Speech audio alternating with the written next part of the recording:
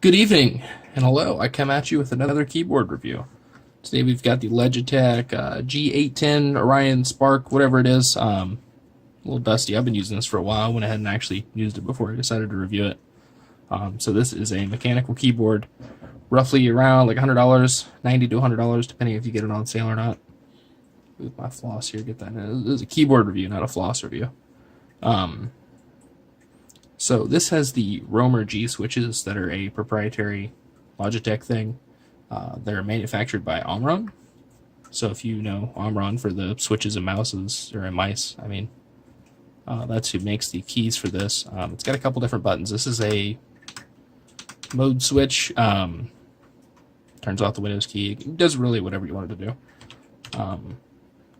It's got a number pad. It's a full with 10 key keyboard. It's got this sweet volume knob, which I really like. It's got media controls I don't actually utilize too much. It's got the mute switch, button for the light on the keyboard, which is also really cool. The Logitech G light, and I'll go ahead and show you here. This lights up. These are all individually addressable lights.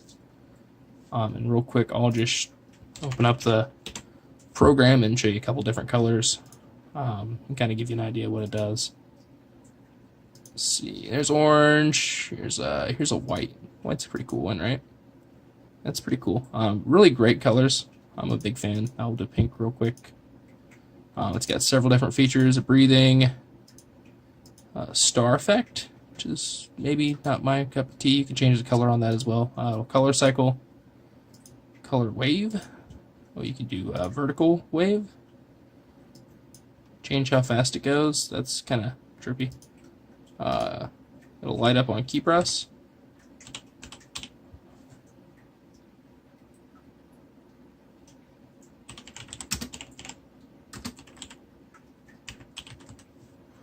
I don't know. It's okay. I like it because it has really great colors. You can individually address different things within the software, so I can see. Fuck, I don't know how to do it. How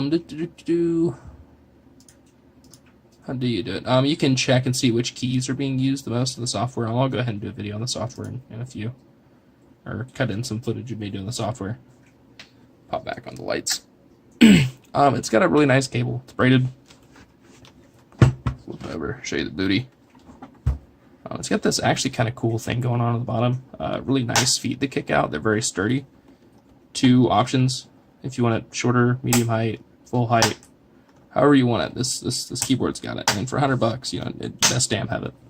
The feet are very chunky, so they do actually hold it in place pretty well. We'll flip these back up. I think it says the height's on here. No, yeah, it's 8. So maybe it's 8 centimeters. I'm not sure. Spectrum, not Spark. Yes, this is the G810 Spectrum. So, what you all have been waiting for is probably my thoughts on the Romer G switches, and we'll give you a good kind of audio set here. I'll type something out.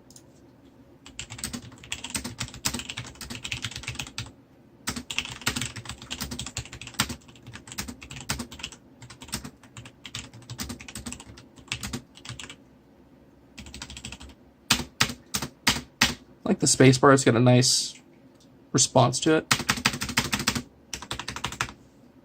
as does the inner key.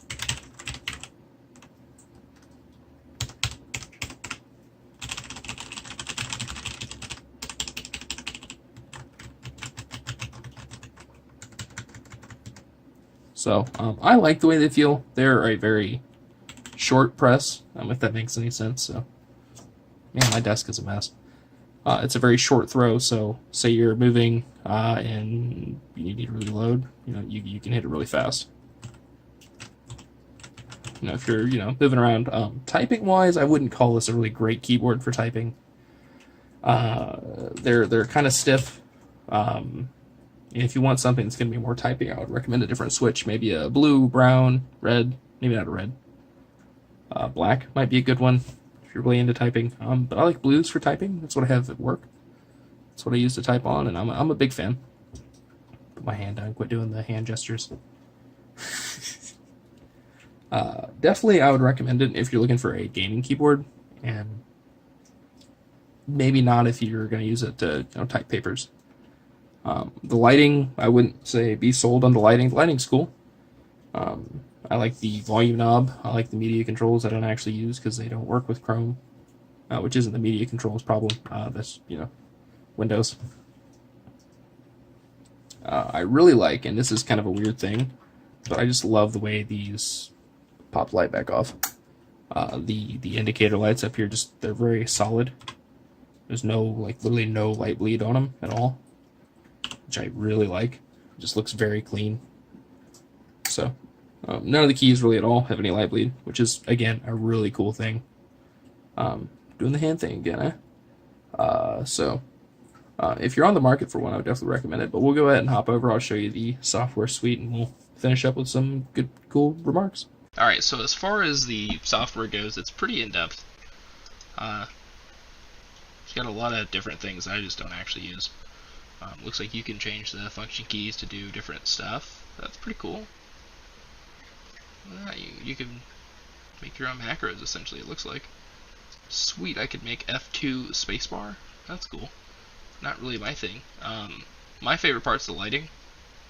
Let's see, here we go. Freestyle. So this is kind of cool. You can change individually the color of the keys because these are individually addressable, and they'll change, within real time. No rebooting or anything. It's got different stuff you can do. Just goofy stuff, really. Star effect, and this is exactly what it looks like on the keyboard.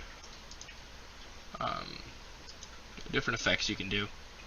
Again, not my thing.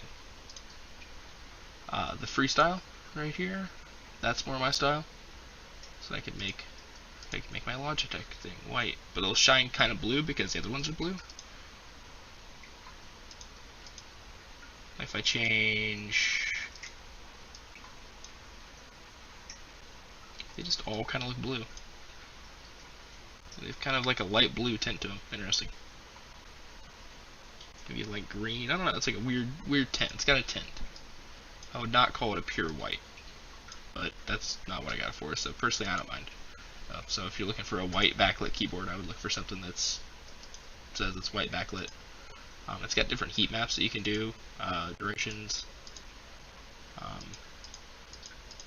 Just kind of cool. It'll show you the heat map. That's kind of cool too. Tell you which keys you're hitting the most of. Yeah, just interesting.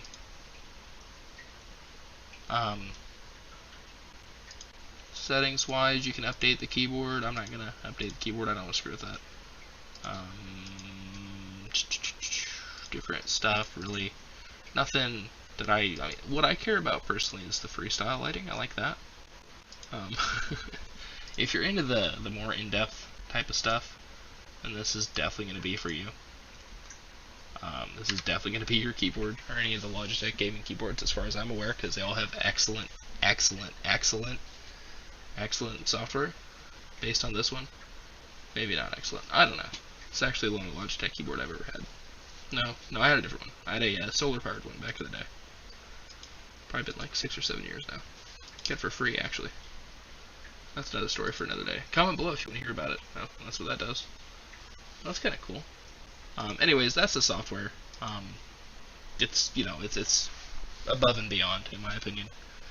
If you have a mouse like I do, it'll integrate into the same software. So, but yeah, if that's your thing, definitely going to be a good keyboard for you. Definitely worth checking out. And we'll wrap up. So, should you get the Logitech G810? You should, but there's a couple other circumstances that you may not want to get it. And let's check Amazon real quick here.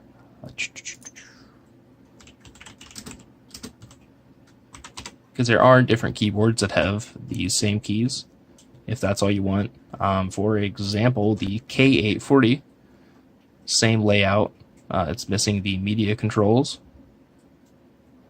And that's it. That's the only difference it's missing. Basically, these controls doesn't have the knob. Yeah, that's really the only difference. It also doesn't have the full backlighting like this one does. I think it's got backlighting. Right, backlighting. No, yeah. Maybe it doesn't. I'm not sure.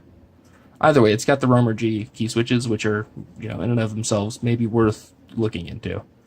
It's definitely a different approach to the typing experience.